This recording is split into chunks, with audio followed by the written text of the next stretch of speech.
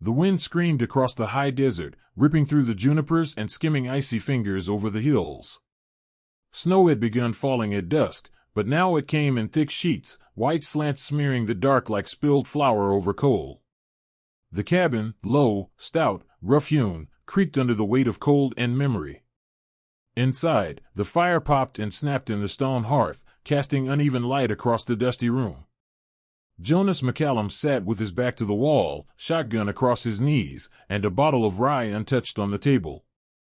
The storm rattled the shutters, but it wasn't the wind that kept him awake. He stared into the flames, their flickering shapes calling up things he hadn't asked to remember, the smell of burning wood and hair, the sound of his daughter's scream, the blood and the snow. He hadn't let anyone in for 5 winters. Not since the ambush in the ravine, not since Mary and little Emmeline were laid under frostbitten soil. Settlers called it a mistake, a case of misidentified wagons. The bluecoats said it was unfortunate. Jonas had stopped asking what it was. He only knew what it took. Then came the knock. 3 short raps. Sharp. Hesitant. He froze. The wind didn't make that sound. He leaned toward the door. Silence. Then again, 2 knocks. A pause. A third, softer. Jonas stood slowly, eyes narrowed. He moved to the window, slid aside the curtain just enough to glimpse the porch. Nothing. Snow blew horizontal. He couldn't see a damn thing. Still, someone was out there.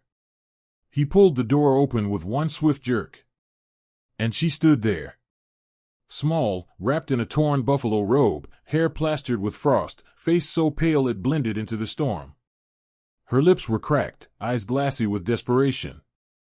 She looked 19, maybe 20, but her face was hard-set from living twice that long and suffering. "I'm freezing," she rasped. "Let me in, I beg." Jonas didn't move. The storm surged around her, biting at her robe, slapping her cheeks with ice. Her hands trembled as she reached out, palm open. "I'll reward you," she said, barely audible over the wind. "The promises of a poor Apache woman don't mean much, I know. But I swear, on my brother's grave, I won't forget this." Jonas said nothing. His grip on the shotgun tightened. He glanced out past her shoulder. No tracks. No horses. No one behind her. But his instincts screamed ambush.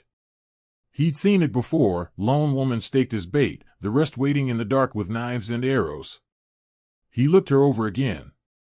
Her moccasins were torn, one foot red with frostbite. Her breath came shallow and fast. If she was bait, she'd been suffering for hours.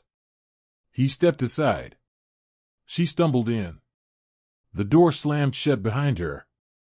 For a few seconds, they just stood there. She sagged against the wall, eyes closed, hands trembling. Jonas motioned toward the fire with his head. "Sit." She didn't argue. She dropped near the hearth, holding her hands out to the flames like it was the sun itself. He watched her skin go from waxy gray to angry red. She was close to losing fingers, maybe more. He stayed back, near the door, shotgun still cradled. "You alone?" he asked. "Yes." "You lying?" She looked at him. "Do I look like I'm lying?" He didn't answer. "I didn't come to steal or beg for more than heat," she said, teeth chattering now that she was warming. "I was walking 3 days. Last house I came to wouldn't open. Next one shot at me. What happened to your horse?" "Dead. Shot him myself." Wolves were closing in. Jonas let that hang in the air. "You got a name?" he asked finally. "Tala." "Jonas." She nodded slowly, then winced as feeling returned to her fingers. "You don't have to trust me. Just let me get warm. Come morning, I'll go. You won't last 10 minutes in this. Storm's not letting up till tomorrow night at least." She stared at the fire.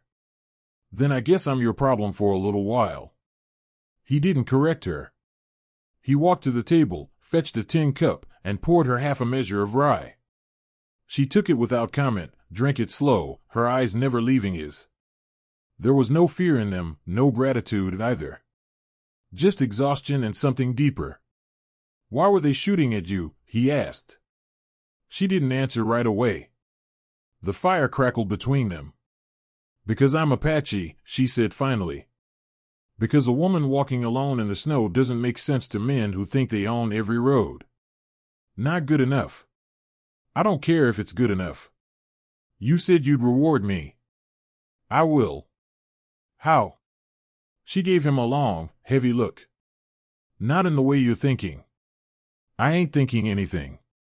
She almost smiled. Then you're one of the rare ones. Jonas rubbed at his jaw. He was too tired for this. But something in her tone kept him rooted, unwilling to step away from the moment. You said your brother's grave, he said. That recent? 2 weeks. What happened? They called him a murderer. Said he stabbed a rancher's son. There wasn't even a body. Just a bloody knife and a witness with money to gain. And the bounty hunters came anyway. Shot him in the back. Left his body for buzzards. Jonas's throat tightened. Not from disbelief, but because he'd heard stories just like it before. Hell, he'd been part of stories like that before. He watched her profile catch firelight. There was rage there. But not the wild kind, controlled, concentrated. She was surviving on it. You planning to go after the ones who did it? I already did. That made him blink. You killed them? I said I went after them. Didn't say I succeeded. He studied her a while longer. Then he turned back toward the door, checked the latch, and set the shotgun against the wall. He returned to the fire, pulled a stool over. Saturday. They didn't speak for a while. The wind clawed at the cabin. The fire settled into a low, rhythmic hiss. You built this place yourself? Tala asked. Yes. Why here? Quiet. Nobody comes out this way. That's what I thought about the arroyo I camped in. Then I got company. You were in the war? She nodded. My father fought with the White Mountain Scouts. I was a runner, messages, food, medicine. I saw too much too young. Now I try to stay far from both flags. Jonas exhaled through his nose. I was with the 19th Infantry. Arkansas. Marched us through Chiricahua land. We were told we were pacifying hostile bands. Turns out most of them were starving families. He didn't look at her when he said it. She didn't speak. I lost my family, too, he added. 72. Wagon train ambushed. Might have been Apache. Might have been deserters dressed like him. Doesn't matter now. Her voice was soft. You think I remind you of them? Of who? Your daughter. He didn't answer. The fire crackled again. Then Tala shifted, pulling her robe tighter. You should sleep, she said. I'll take first watch. This ain't a foxhole. No. But something's following me. I can feel it. Jonas turned sharply toward her. I saw shapes in the trees yesterday, she said. 2 men. White. One had a red scarf. I recognized him. Maddox. Jonas narrowed his eyes. Clint Maddox? She nodded. He hunts men for money. And he's been hunting me for 3 days. Why didn't you tell me that when you came in? You wouldn't have opened the door. Jonas stood slowly, went to the window. His fingers brushed the cold glass. Snow blew sideways. Blackness beyond.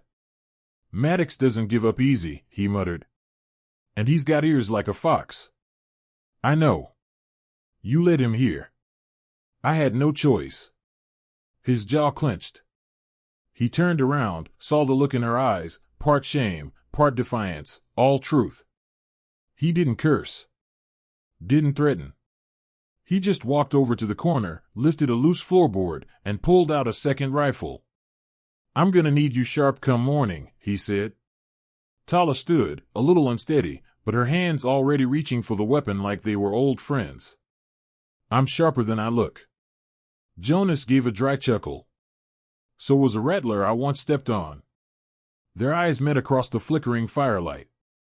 The storm raged louder outside. Inside, something far older and colder than the blizzard stirred awake. And neither of them would sleep. Morning came gray and slow, dragging a bone-deep chill with it. Snow had piled halfway up the cabin walls, blanketing the world in silence so heavy it felt like time had stopped.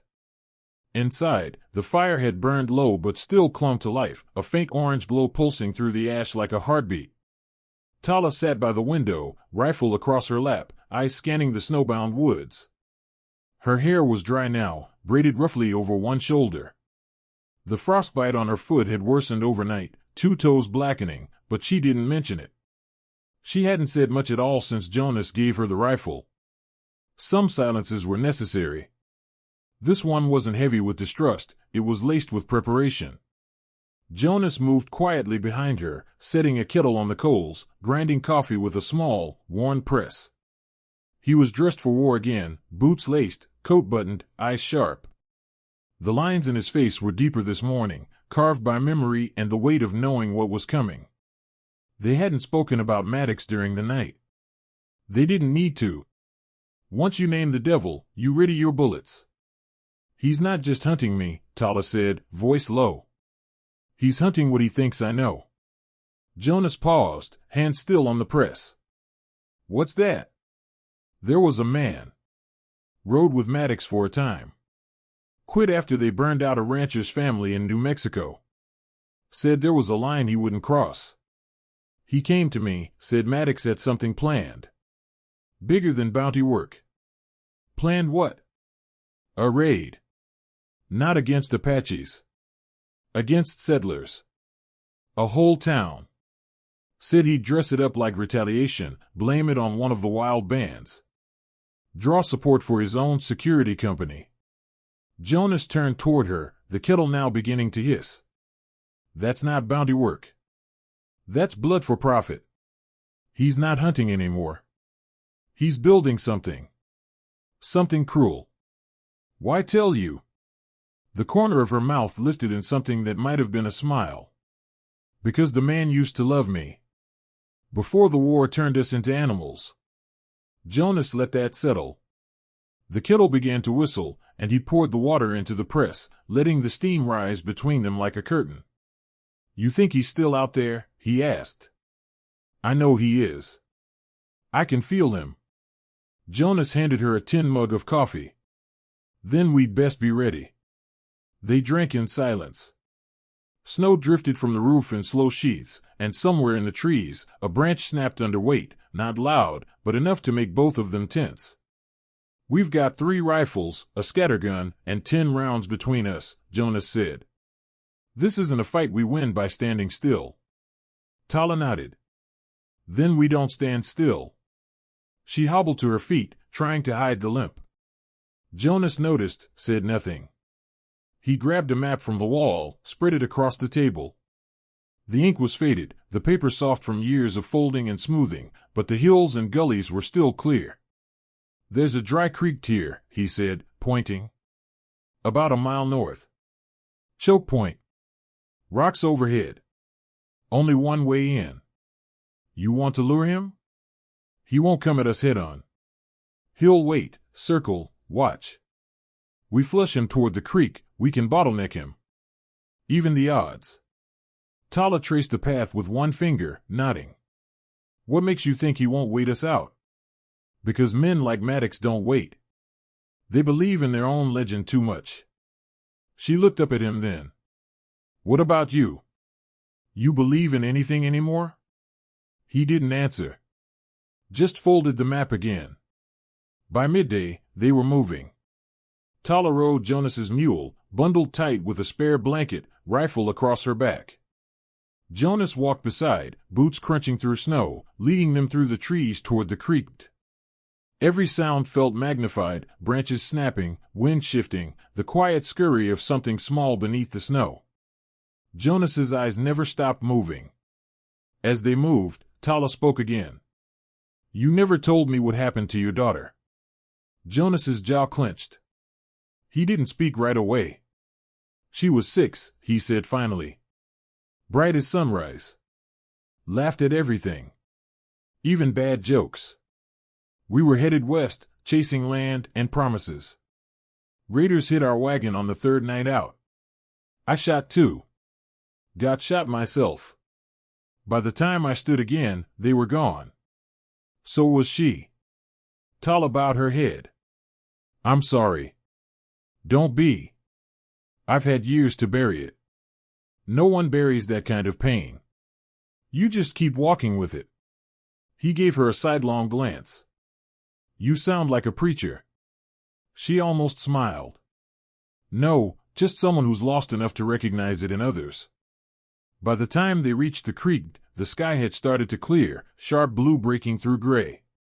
The rocks formed a natural funnel, high walls narrowing to a pass barely wide enough for 2 horses. Snow had drifted inside, making footing treacherous.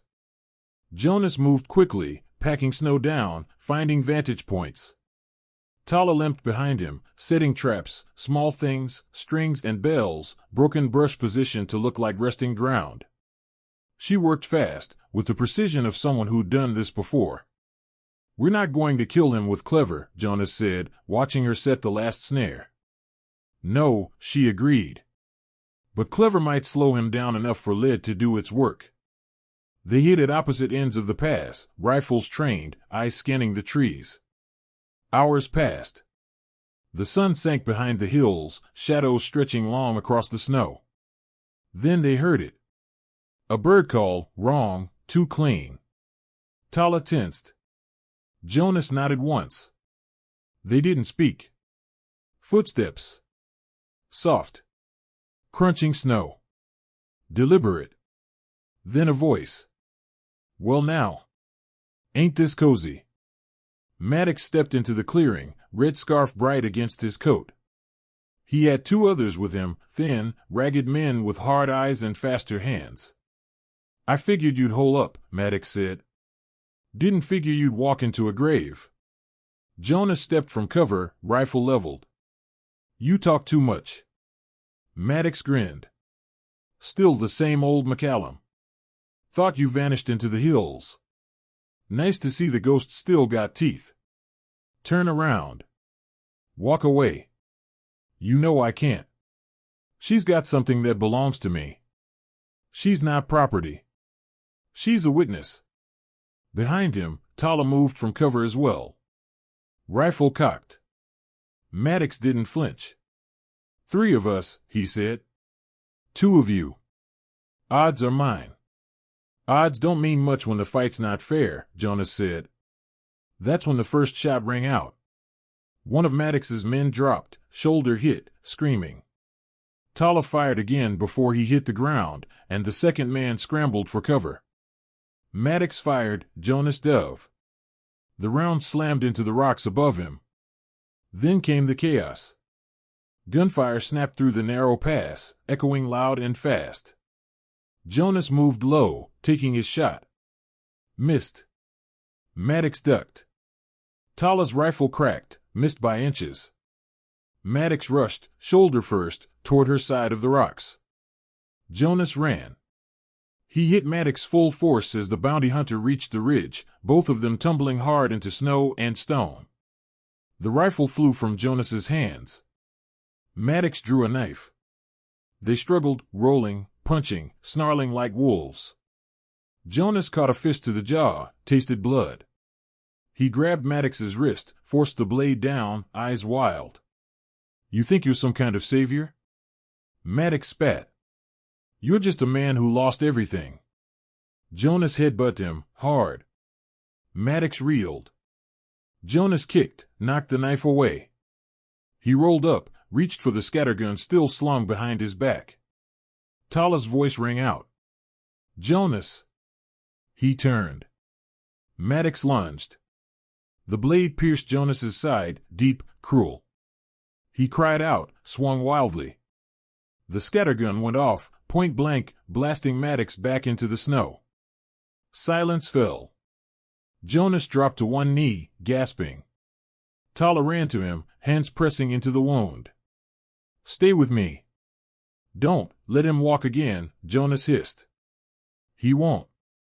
The other man, the one still alive, stood at the edge of the clearing, hands raised, face pale.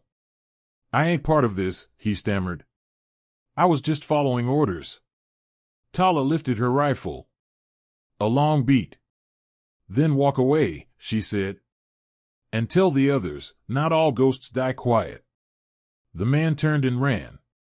Tala turned back to Jonas, her face pale, lips tight with fear.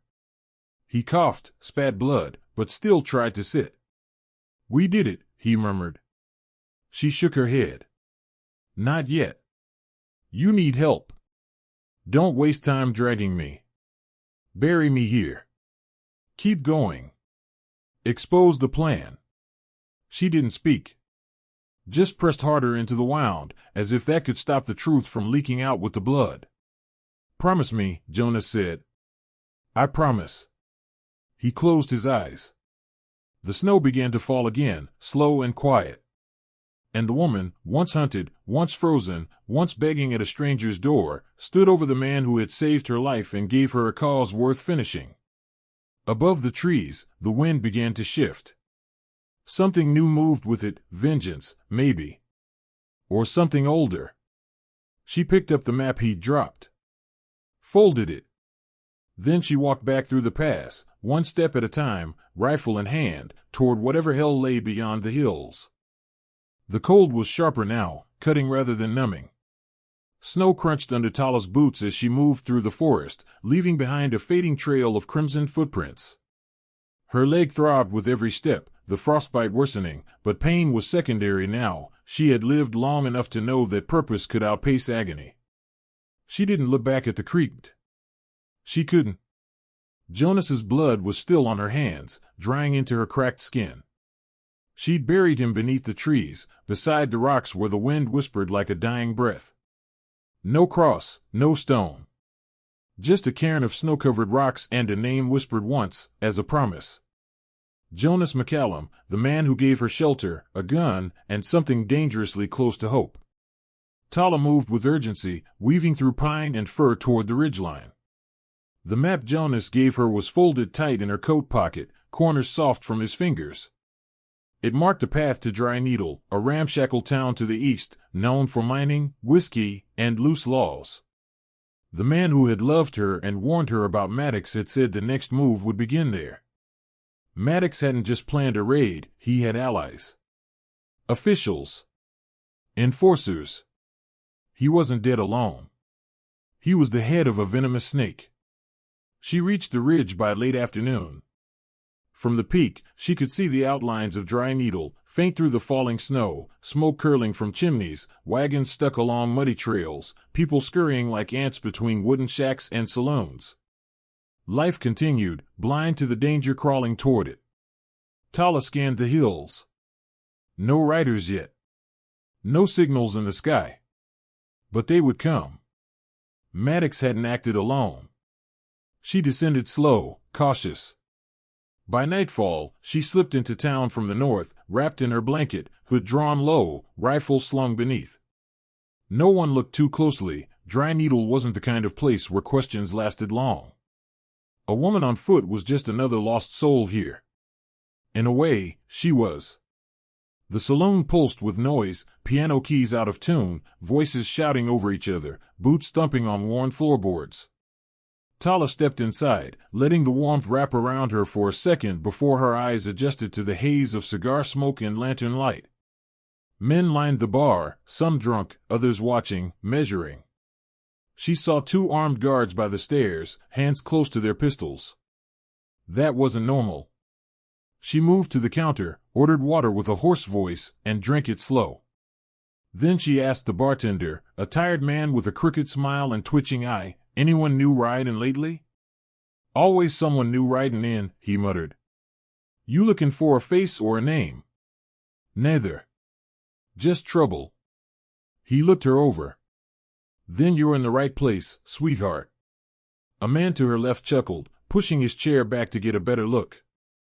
He wore a gambler's coat, gray with satin lapels, and a thin mustache that curled like a villain from a bad play.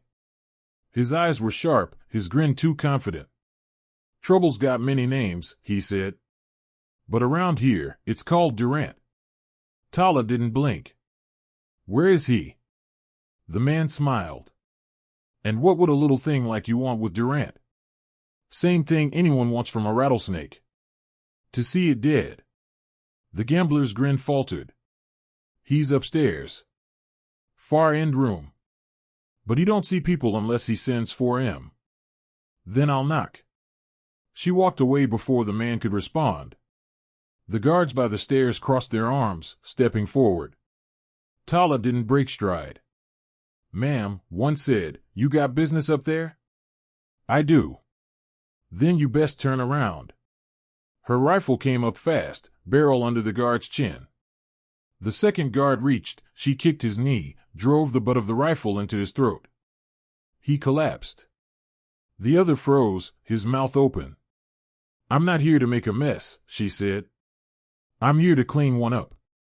She marched upstairs, boots heavy on wood, passing rooms that stank of cheap whiskey and regret.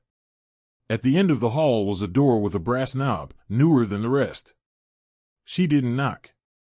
She kicked. Durant sat at a table, alone, sleeves rolled, playing solitaire with a glass of bourbon sweating beside him. He didn't flinch at her entrance, just looked up, amused. "Well now. You must be the ghost Maddox warned me about." Tala stepped in, rifle raised, door swinging shut behind her. "He's dead." Durant sighed. "Pity. He owed me money." "You were working with him." "I work with many men. Dead or not, that's business." "You planned a massacre." He raised a brow. "That's a heavy word." "Depends on which side of the trigger you're on." Tala moved closer. "You're going to call off whatever's coming." He laughed. "You think I give the orders? You're the one who gets paid when it's over." His smile faded, just a little. "You got no proof." "I've got your ledger." She pulled a folded sheet from her coat, one sheet taken from Maddox's saddlebag after the fight. His handwriting. Durant's name. Payments. Supplies. Names of towns. Witnesses. Durant's eyes narrowed. He reached for his gun. She fired. The shot was deafening in the small room. His body slammed backward into the wall, chair tipping, cards scattering. Blood painted the plaster in a wide arc. No ceremony. Just justice. Footsteps thundered down the hall. Voices shouting. Tala grabbed Durant's ledger and the key on his belt. She moved fast, down the stairs, through the stunned saloon, past men too shocked or too cowardly to interfere. The wind hit her hard outside, but it was cleaner than the smoke inside. She didn't stop moving until she reached the edge of town. There, in the dark, a horse waited, one sheet taken from Maddox's men. She climbed up, teeth clenched against the pain in her leg, and turned east. Not far now. Not if she pushed. She reached a post office station by dawn, barely more than a shack, but it had a wire tap. The telegraph operator, an old man with sleepy eyes and coffee-stained fingers, looked up from a deck of cards. "I need to send something," she said, placing the ledger on the counter. "Where to?" "Territorial Marshal's office." "Tucson." He squinted. "That's a dangerous message you got." "Yeah," she said. "But a necessary one." He nodded slowly, took the ledger, and began tapping the wire. Outside, the sun rose red and thin over the hills. Behind her, Dry Needle stirred with its usual rhythm, whores returning home, miners shuffling toward the shaft, barkeeps sweeping broken glass. None of them knew what had been stopped. None of them knew how close they'd come to being written off as collateral. Tala watched the horizon. Her fingers were numb. Her face burned from cold. But her breath came steady now. The storm wasn't over. There were more names in the ledger. More men like Durant. More snakes hiding in dry grass. But for the first time in years, she wasn't running. She wasn't hiding.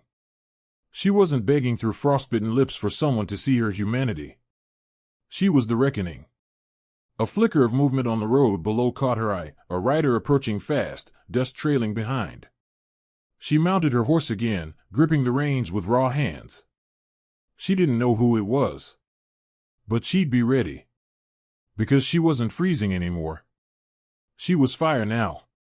And fire spreads. The rider bore no flag, no badge, no familiar mark, just speed and silence. Tala watched from behind a crooked pine as the horse tore across the frosted dirt, hooves carving up wind and dust. The sun was still low in the sky, casting long shadows over the high desert, and her breath misted as she pressed closer to the earth. She clutched her rifle tight.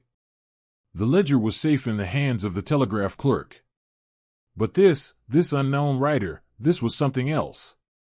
As the horse drew closer, she saw it wasn't a man but a girl no older than 16, hunched over the saddle, cheeks red from cold and windburn, dark braids whipping behind her like twin ropes.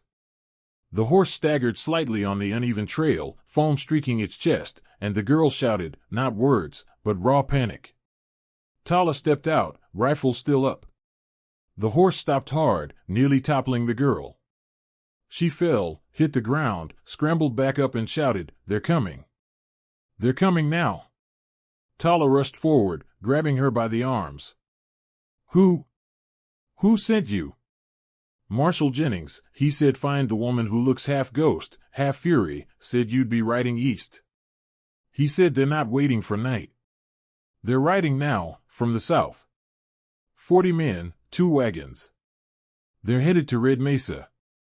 Tala's gut clenched. Red Mesa was where Jonas had said the Apache women and children were hiding. The last free band. Maddox's map had marked it as final sweep. The southern arm of this bloody plan had moved early. What's your name? Tala asked, already lifting the girl to her feet. Lena, she gasped. My brother rides with Jennings. He said he'd stall them, but he said they'd need help. Real help. Tala's jaw tightened. You did good, Lena. Can your horse run again? He'll run if I ride him. Then ride to Dry Needle. Tell the operator the attack has started. Make him send another wire. And Lena, if he refuses, you threaten to shoot him. The girl blinked, then nodded. I'll put the barrel right between his eyes. Tala almost smiled. That's the spirit. Lena swung back onto the trembling horse and vanished westward in a cloud of dust. Tala turned toward the south. She had no time for doubt. The journey to Red Mesa took her across a bitter stretch of scrub and dry canyon. The wind carried dust like razors, and the land flattened into a ghostly expanse broken only by the bones of long-dead trees. By noon, she spotted smoke curling against the sky, not from campfires, but from controlled burns. Psychological warfare. Push them out. Corner them. Burn the edges so they had nowhere to run. As she crested a rocky bluff, Tala saw them, riders in gray dusters, faces covered, rifles slung, wagons packed with barrels. They moved like a beast with many legs. Ahead of them, the red rock formations of Red Mesa towered, casting deep shadows over the valley. A peaceful place. Sacred. But today, it would see blood. She slid down the opposite side of the bluff, flanked by brush and boulders. Her breath caught as she crouched behind a yucca plant and counted. 42 men, at least.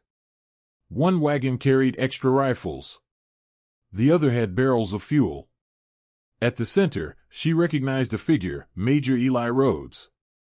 His hat was trimmed with gold braid, his uniform stiff with false honor. He had testified before Congress that his actions during the Apache removal were measured, just, and necessary. Tala had watched him burn her village. He carried a saber still, though it hung more for ceremony than use. His face was pale, clean-shaven, and cruel in its serenity. She sighted him through the scope of her rifle. Just one shot could unravel this entire caravan. But no. She needed more than a death. She needed a story. A truth exposed. Her plan was reckless. But so was war. She circled wide, found the edge of the cliffs overlooking the southern trail, and followed the curve until she reached the outer rim of Red Mesa. Hidden caves and narrow gullies gave her cover. As she climbed, a sound met her ears: laughter. Children's laughter. She emerged inside a shallow canyon lined with tents and smoke pits. Women stirred stew pots. Elders sat in the sun. Children tossed pebbles in games older than the language of bullets. They froze when they saw her. Then, from the far tent, a tall woman stepped forward. Her black hair was streaked with silver, her face withered, and in her arms she held a curved hunting knife. She did not flinch. "I know you," the woman said in Apache. "You were Tin Crow's daughter." Tala nodded, swallowing a sob. "He died at Rill Creek." The woman sheathed the knife. "Then you are welcome." "No," Tala said. "I bring fire at my heels. There are riders. Guns. They'll be here before the sun touches the mountain." Gasps rippled through the canyon. A baby began to cry. The tall woman's face darkened. "We have no weapons." "Then I'll buy you time." "Alone?" "They won't expect resistance." "You'll die." Tala's hand went to her coat pocket. "Then let me die facing them." The woman stepped forward, rested a hand on her shoulder. "You were always fire, girl. May the wind carry your name farther than your ashes." Tala rode out again, on a borrowed horse, a fast one, and looped behind the ridge. She set traps along the southern slope, just enough to delay. And then, just before the riders crossed into the canyon pass, she climbed to the high outcrop and stood tall. Rhodes saw her first. His command halted. She held the rifle across her chest. "I've already said your names," she shouted. "To the marshal. To the papers. To the tribes. If you fire today, you will not disappear into silence. You will be remembered for murder." Rhodes laughed. "History is written by survivors." "Then you'd better survive me." He signaled the first rank. Rifles raised. She fired first, one shot, one man down. The valley erupted. Bullets screamed past her ears as she ducked behind a stone outcrop. Her traps caught 3 riders, horses collapsing in screams. Smoke from a barrel fire sheet started earlier rolled down the hill, obscuring sightlines. The canyon echoed with chaos. But it was not enough. They were too many. A bullet grazed her temple, spun her sideways. She landed hard, bleeding. Her rifle skittered away. Her vision blurred. Boots approached. Rhodes himself. He knelt beside her, pressed the barrel of his sidearm to her chest. "You think you're justice?" he said. "You're just a footnote. A savage with a cause." Tala smiled, blood in her teeth. "And you're just a shadow. And shadows die when the fire comes." A new sound rose. Gunfire. Not from her. From behind Rhodes. The cavalry had arrived. Marshal Jennings rode at the front, revolver drawn, Lena at his side with her brother and half a dozen scouts. The enforcers broke like dry branches. Some fled. Some fought. But the tide turned fast. Within minutes, Rhodes's men lay scattered or disarmed. Jennings dismounted beside her, knelt. "Hell of a stand." Tala grunted. "Took you long enough." He laughed. "You always had a flair for the dramatic." Together, they stood. Rhodes was in chains, bleeding from the temple, silent at last. The women and children of Red Mesa emerged later, cautious, blinking against the sun.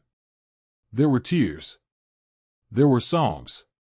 There were words whispered in old tongues, some in gratitude, others in mourning. Tala did not weep. She stood tall beside the fire, her coat torn, her face bloodied, and her spirit still burning. There would be more battles. More names to chase. More ledgers to unlock. But for the first time, she wasn't alone. The land was listening again. And so was the world. Snow fell again, fine as ash, swirling across the ridgeline where Tala stood. The sky hung heavy with storm, but below her, the valley basked in a strange hush, quiet not from peace, but from aftermath. Red Mesa still smoldered, its dirt charred where gunpowder had kissed it, the air tinged with iron and smoke. But the people had survived. Children ran barefoot now, their laughter unsure but defiant. The women dug fresh fire pits, and a new drumbeat echoed from the canyon, a song born of blood and resilience. Tala's leg was wrapped in cloth, soaked through again with crimson, but she didn't sit. She stood with weight against her rifle, eyes scanning the far southern trail. She'd sent Marshal Jennings back to Tucson with Rhodes and the surviving enforcers under armed escort. The ledger, its pages damning and irrefutable, was now evidence. Lena rode with them too. Tala had made her promise. But she had stayed. Because something still churned in her bones. Something unfinished. She wasn't sure when it started, this restlessness that lived in her ribs. Maybe it had begun the night her village burned.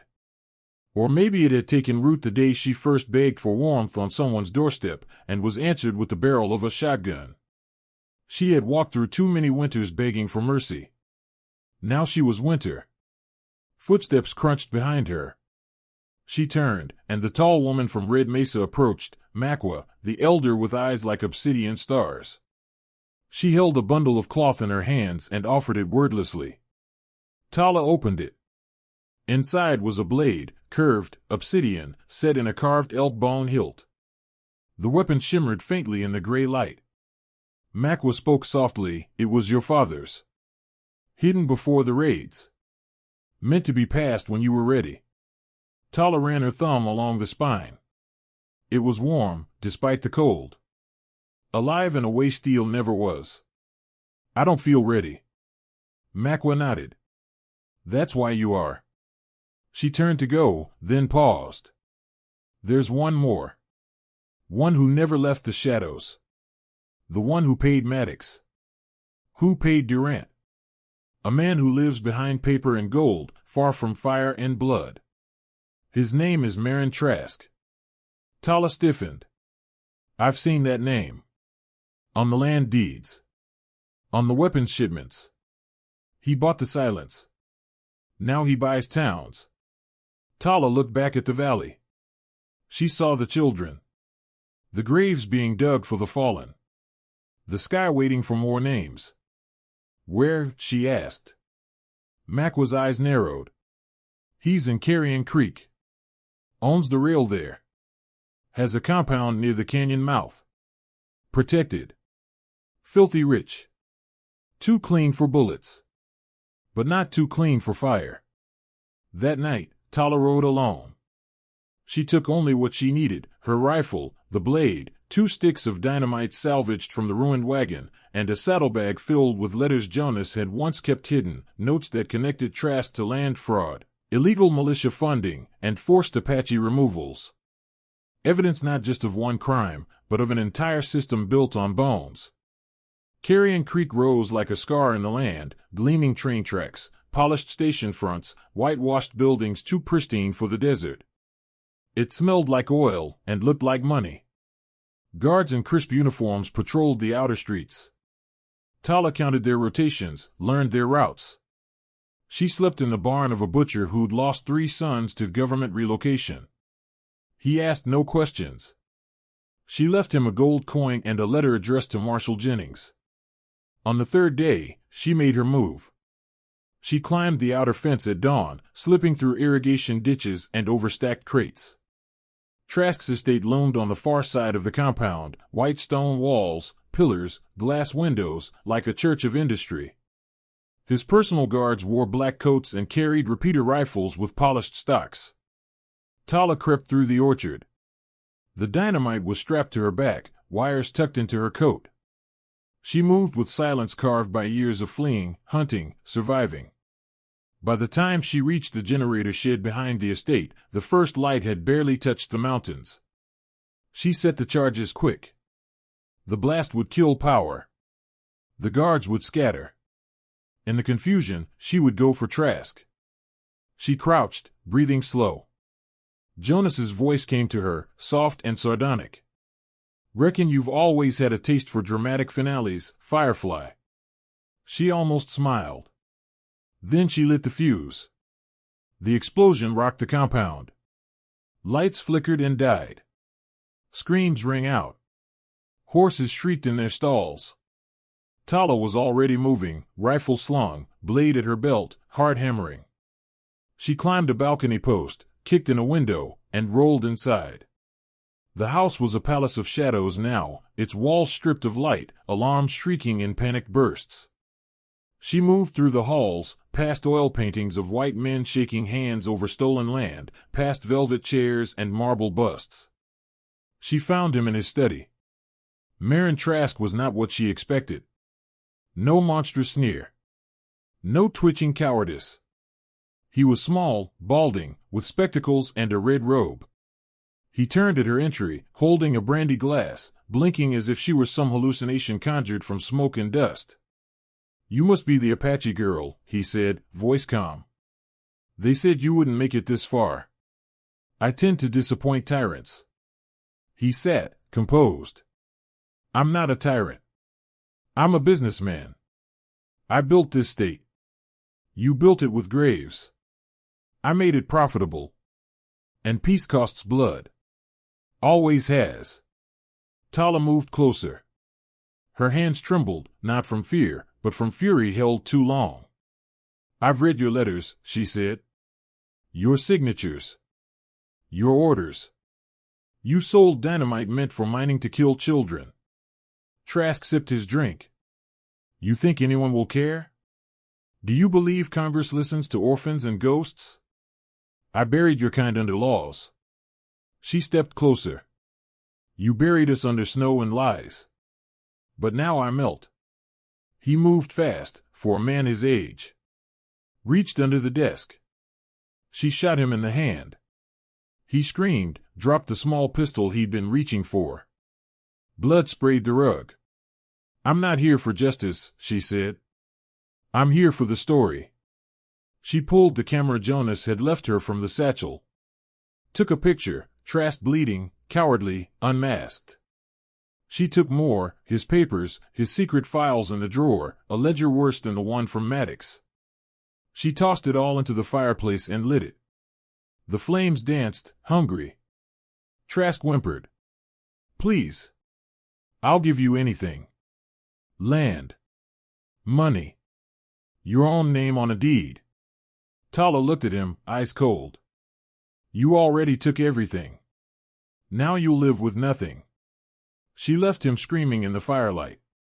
By the time the authorities arrived, summoned by townsfolk and rail workers who had heard rumors of the Apache rider who defied a rail baron, Tala was gone.